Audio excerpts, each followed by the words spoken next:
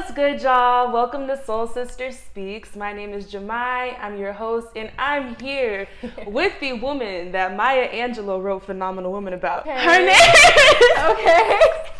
Her name is Faith Avery. Faith, would you like to introduce yourself? Okay. Hi, my name is Faith. I am 22. Yes, I'm 22, almost a college graduate, and I'm so happy to be here today. I'm happy that you're here. Thank you so much, Faith. How are you feeling emotionally and mentally in this season? Yeah, in this season, so I'm in a space where obviously last semester was really hard for me mentally and emotionally, so I'm coming into a space now where I'm kind of learning how to recalibrate, appreciate life more for what it is. And I've also started therapy recently, and so I feel like that's definitely been helping me. I'm also trying to still have joy in what I have right now. This is the time of my life where I'm doing a lot of things for the last time. One other thing that I feel like this has just been a struggle this entire school year, so last year and also this year, is because I was There we go. Okay. So when it comes to challenges, I feel like it is that kind of mental, emotional, dealing with post-graduation. But one thing that I feel like I've had a hard time with just this school year is I was at home all of last year, right? Yeah. My junior year, second half sophomore year, all of junior year, COVID. I was at home. I was in my house. And so one thing that really I had to learn and be built in that season was really being diligent in caring for my family, but not necessarily in a physical, emotional sense. I don't have the family, and my mom definitely didn't, raise me to necessarily be a caretaker for my family or my friends. I just kind of had the luxury to where I didn't have to do that. I very much have always been allowed to be a child, and my parents are my parents.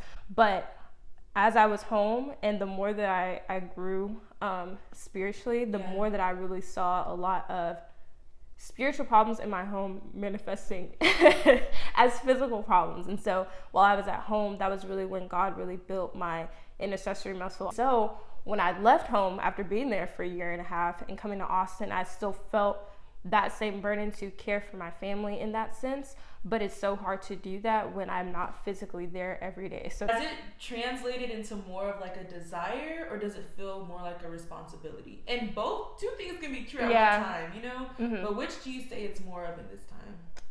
In this time, I feel like it's a bit of both. Mm-hmm. I feel like when I was first at home, it was definitely more of a responsibility. Yeah. Now, I feel like just because of the season that my family is in, where we've been through a lot of just grief and loss, and we've really had to relearn how to hold on to each other and how to, be a family, especially when there are a lot of missing pieces. It's more of a responsibility still, but also a desire. And I feel like definitely the last year or two has really developed a new appreciation for my family, where it's also I am very blessed in many senses, where I have a very strong support system. I have a lot of people that love me and that care about me and care for me. And so part of it is just, I feel like a response to the love that my family shows me. It's me just reciprocating my love back to them. Do you ever extend the opportunity for them to do the same?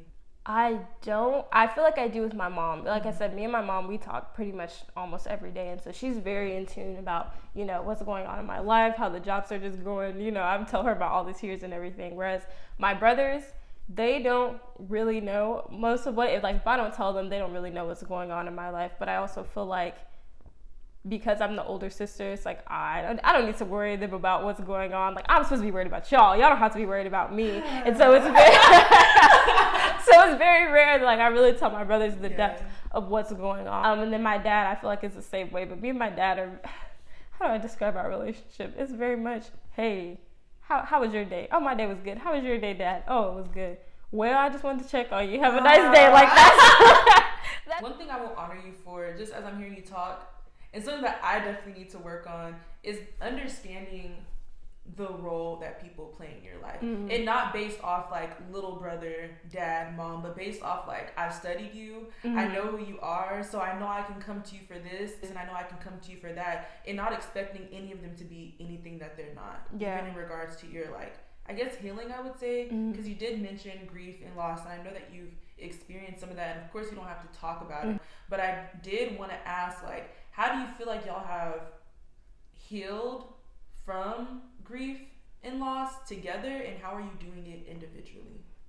Yeah, So I'll like actually open up. So last semester, I lost my brother, and we lost him very unexpectedly. So obviously losing a sibling, or for my parents losing a son, is very difficult in itself. Yeah. And then also losing someone unexpectedly is a whole different level of grief that I've never experienced. Like usually, for example, in losing my grandparents, both at different times in life, there was kind of a build up. It's like you knew that they were going at some point in time, and so you have, it's easier to kind of prepare yourself for that loss, even though the impact of it is still going to be painful. You can prepare yourself for it.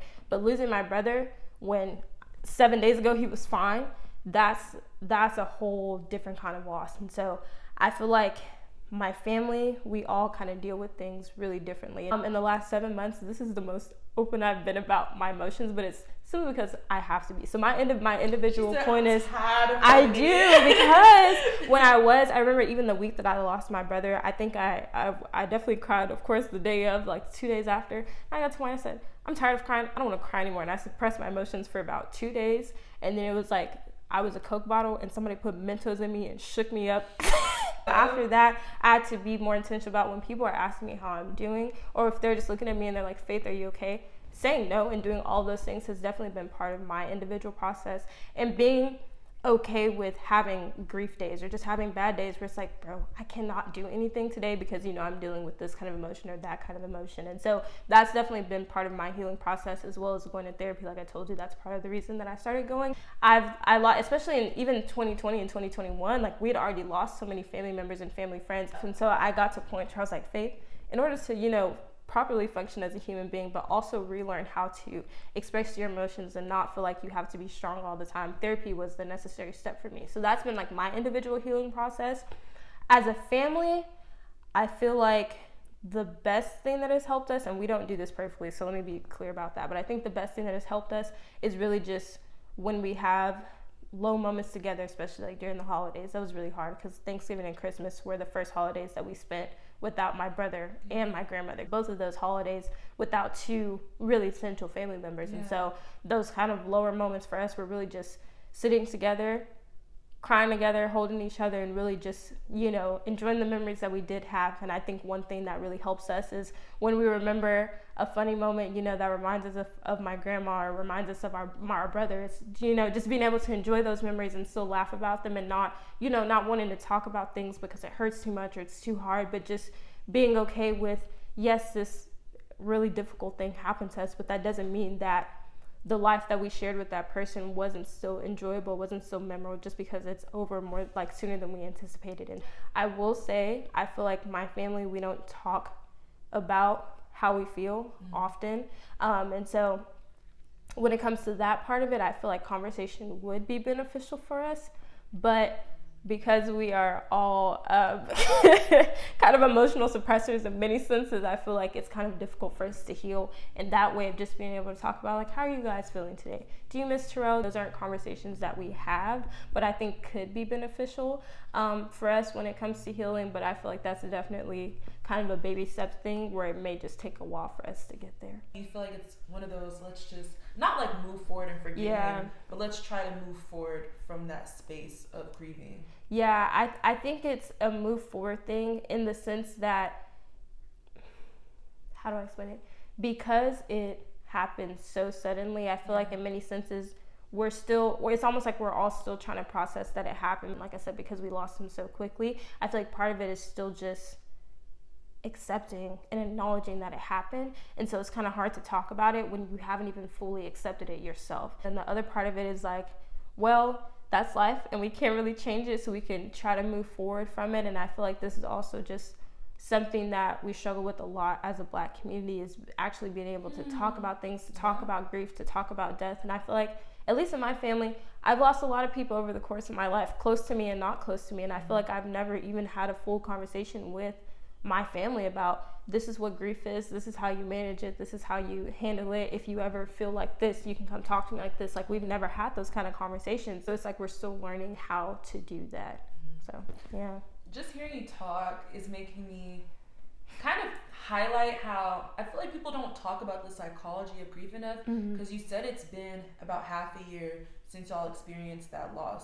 And we always suggest that, okay, time heals all wounds. So then people like psych themselves out of being able to truly experience grief as a process, because they say, okay, it's been this much time, even though I still feel like this, I shouldn't.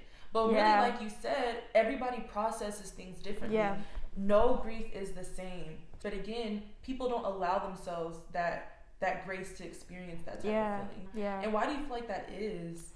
It's just hard. I think, and it takes a while to, I guess, feel those things, but actually acknowledge what you're feeling. So definitely when my brother first passed, there was a lot of shock. There was confusion. Because for me, it was like, God, what just happened? Because we just lost a person last week. Like, we lost a person the week before that. So it's like, whoa. So it was a lot of shock. It was a lot of confusion. And then part of me, if I was being real with myself, was anger with God of like, God, I know that you love me. I know that you care about me. But this right here, this is like the least loving thing that you've ever done to me. So I feel like having to grapple with so many emotions at one time. And also, again, I feel like this is a problem, maybe not just with the Black community, but of course I'm speaking from my experience of really learning how to compartmentalize emotions. And I feel like one thing that's really difficult for me is a lot of times I don't have language for what I'm feeling. So by the time I get ready to sit down, I'm like, Faith, let's do a check-in. It's like, well, girl, you haven't checked in with yourself in 2 weeks, and a lot has happened to you in 2 weeks. So let's compartmentalize the 50 emotions that you've experienced over the course of this time. But it's also just not always allowing ourselves the time and the space to actually think about how we're feeling. And I think we also, like you're saying, have to be okay with what we're feeling. As a human, it's okay for you to be angry. It's okay for you to be frustrated. It's okay for you to be sad as well. I feel like sadness is the main emotion that we align with grief, but it's not the only emotion that encompasses grief. And I feel like I had to learn that kind of just by experience too, of like, I can be more things than just sad. And like, I remember this was like the week my brother passed, and he was just asking me how I was doing, and I was telling him of like, I am sad, one, because I lost a person, but I'm more sad and more frustrated too because I'm thinking about all the things that I won't get to experience with my brother, like how he won't be at my graduation, he won't be at my wedding, he won't be there for my brothers, and just thinking about all of those things as well. It was a disappointment that I had never experienced before, and it was also just, it was like having all these expectations for what life could be and would be, and having them being dashed really in a moment. And so having to learn like, oh, there's so many different emotions here. And because I'd never experienced that before, I had to really sit with them as well and think about, you know, all the memories and the feelings that accompanied that. And so having those conversations with you guys, having those conversations with my friends, with Siri, with my family, was a way for me to kind of understand how I was feeling. And also, you know, writing is a big thing for me, so writing about that as well, or doing voice memos. But I know that if I never would have had those conversations, I wouldn't have been able to process those emotions, if that makes sense. People, even if you just, you know, have to call like a mental health crisis line or something, and if you don't have a community around you, and just trying to find ways to have conversations, I feel like is so important and imperative for really opening up about how we feel and being able to process things effectively, because I feel like that's really the only way that we can enter into at least the first part of our healing process. I'm listening, I'm like, I don't want to cry. I'm also trying not to cry. It's okay. But I really am proud of you. Something I caught as you're saying is that grief is not only associated with sadness. Mm-hmm. Sadness can be a component of it. Yeah. But just how intentional you've been with like, okay, babe, I gotta sit down. So something I always tell myself is that I can either sit and address how I feel, or I can do what I would rather do and be like, no, yeah, I'm fine, I'm good. Yeah. And somewhere along the line, that same issue is going to meet me in some other circumstance. And it can show up in like a friendship, a relationship. And because I've suppressed so much, I won't even know the root of why it's coming up again. Yeah. So the fact that you're taking all these steps to really, you know, heal from everything that you've experienced, and you deserve that. Was it hard or rather difficult? What's the difference? To get to a point where you could come before God and be like, yeah, God, I'm actually upset. Yeah, most certainly. Especially when my brother had passed, you know, after losing 4 people in the span of 6 weeks, I would just frankly be like, God, I don't know what I'm supposed to be praying about right now. I'm not going to lie to you, so I'm just going to rely on the prayers that I know other people are praying for me in this time. I was still reading my Bible and the things, but I feel like part of it was almost like a coping mechanism in many senses, where it was like, okay, I still want to be on par spiritually because I know that's going to sustain me in this time, but also even reading my Bible was a good distraction from the things that were going on around me. But when it came to a place of prayer, girl, I said, God, I don't know what to say to you right now. I'm not going to say anything. I'm actually just going to sit here. And it was like, you're God, not me.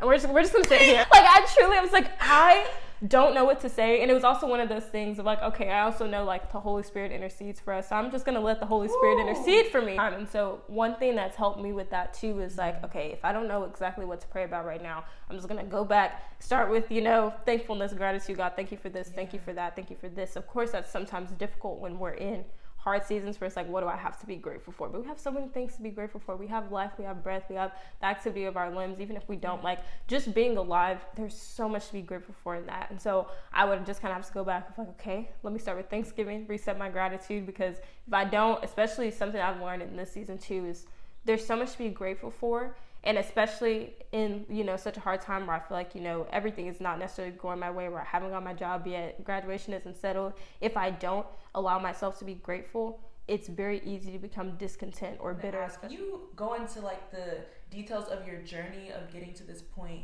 in your career search? Yeah, I think part of it was I just got tired of being confused. I got tired of being lost, and I got tired of being stressed. So I did a 40-day no social media fast, and that time I was definitely really intentional about praying about career and kind of the first steps that God wanted me to do, because I literally was in a tussle really from freshman year of college, but definitely sophomore year. It was like, okay, do I go to grad school or do I go to law school? Also, people just come and they're like, oh, have you thought about this? Oh, have you thought about that? And it's like, okay, dang, I was already looking at 10 options and you just added 20 more on and they all look good. To get to a point where I was like, okay, let me silence all of the voices and really ask God about, what he would have me to do. And so the first step of that was I fasted and I prayed, and in that time, God gave me a dream, and basically my main prayer point in that was, okay, do you want me to do grad school, law school, or neither? Because, girl, I was getting to the point where I was like, oh, I can do a dual degree program. I can do law and get a master's degree. Like, I was doing a lot. So I had to sit down and I prayed, and God gave me a dream, and he basically told me, neither.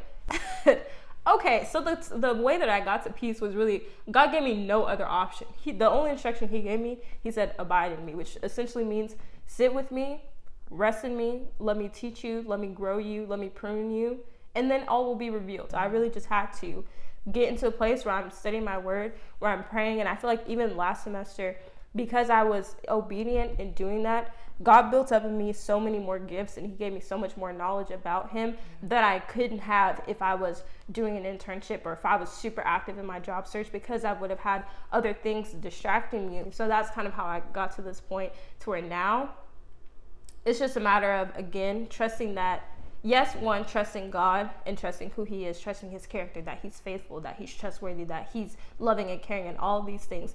But also, in a very real sense, trusting that the fruits of my labor will not be in vain. Like, God, you said that you will bring every good work to completion. Look, remember your promises to me. You said to abide, and I abided. You've seen all of the efforts that I put in an effort to be obedient to you, to love you just as you love me.